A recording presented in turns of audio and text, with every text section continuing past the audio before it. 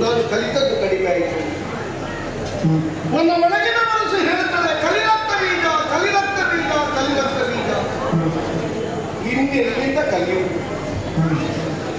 ಇಲ್ಲಿಗೆ ಬಂದ ಮೇಲೆ ಹೋಗ್ತೇನೆ ಅಂತ ನನಗೆ ವಿಶ್ವಾಸ ಇದೆ. ಯಾಕೆ ಇವನನ್ನು ಕೆಣಕಿದ್ರು ಕೆಣಕದೇ ಇದ್ದು ನಾವು ಮೊದಲು ಬದುಕಿದ ಹಾಗೆ ಬದುಕಿದ್ರೆ ಇವನು ಖಂಡಿತ ತಲೆಗಡಿಲ್ಲ.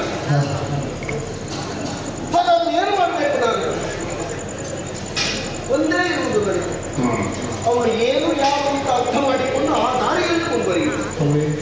ಮೆಲ್ಲ ಆ ದಾರಿಯಲ್ಲೇ ಹೇಳಿಬಿಡುವುದು ನಾನು ಇಂಥದ್ದಕ್ಕೆ ಬಂದಿದ್ದೇನೆ.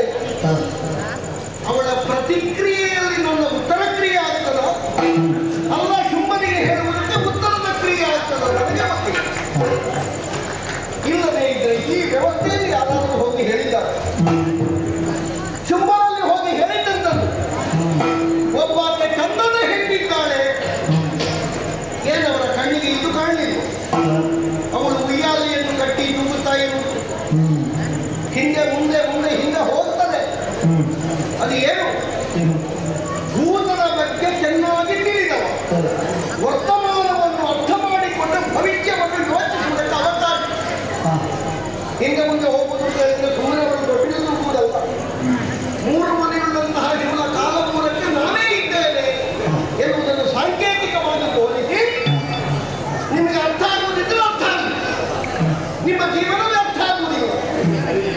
ಗಾನವಿಧಾನ ಕಾಲಗಳಿಂದ ಸಂಗೀತವನ್ನು ಹರಿಯಬಿಟ್ಟಿದ್ದಾರೆ. ಇಲ್ಲಿರುವ ಕದಮೃಗಗಳೆಲ್ಲ ಇವರನ್ನು ಸುತ್ತುವರಿಸಿಕೊಂಡಿದ್ದಾರೆ. ಅವುಗಳಿಗೆ ಸಂಗೀತ ಗೊತ್ತಿಲ್ಲ.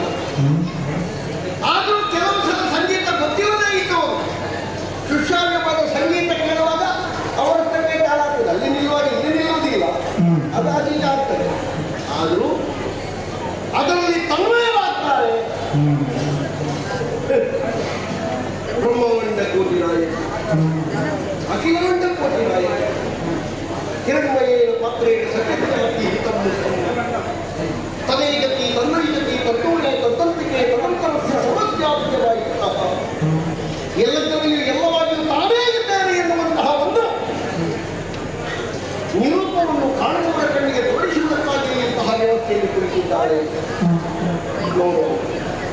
ಭಕ್ತಿ ಭಾವದಿಂದ ಸ್ತುತಿಸಿ ಅವಳಿಗೆ ಕೊಡಮಟ್ಟು ಬಂದ ವಿಚಾರವನ್ನು